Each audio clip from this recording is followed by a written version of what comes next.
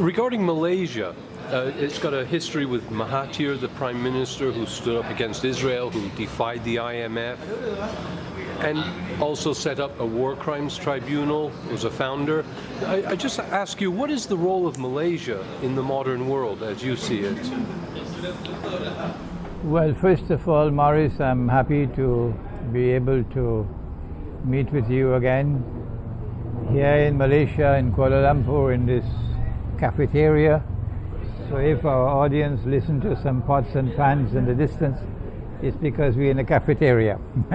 It's nice and cool here. I've just delivered a lecture at the Masjid Al-Kufran on Russia and China, Ukraine, Crimea, and alliance with Rome. And I don't see a role for governments in the future. I don't think that governments are going to play a decisive role in the affairs of the world of Islam tomorrow. No. I think that the people, the Muslim peoples, are the ones who are going to be the movers. And therefore it's not really Malaysia but Southeast Asia that we'll have to think about. And I don't think we would see the role that Southeast Asia, the Muslims of Southeast Asia, are going to play. We're not going to see it until a certain event happens.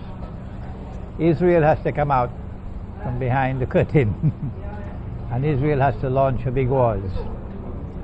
And because there is a little Israel sitting right in the basin of Southeast Asia, Singapore, the day that Israel launches a big war, Singapore is in trouble. Singapore is in trouble because Singapore has an open alliance with Israel. They don't conceal it. They seem to rub the salt into the wounds of the Muslims. It's a very foolish policy on the part of the Singaporean government. A very foolish policy that you are living in the sea of Islam with Muslims all around you. And Israel is a very hostile force insofar as the Muslim world is concerned. And it is obvious that as soon as Israel starts her big wars, and this can start any moment now, we don't know how long again we have to wait, Singapore is going to be in crisis. Singapore is going to be in crisis. And governments can do what they want. It is the people who will vote with their feet. The whole of Southeast Asia, Islam, is going to turn very, very strongly against Singapore. And Singaporeans are going to find themselves marooned in that little dot of an island. This Malaysian government won't be able to protect a Singaporean who dares to venture out with his car onto the roads of Malaysia. So I see the Southeast Asian Muslims assuming their role in history and it becoming visible as an important actor, anti-systemic actor, only after Israel makes a play.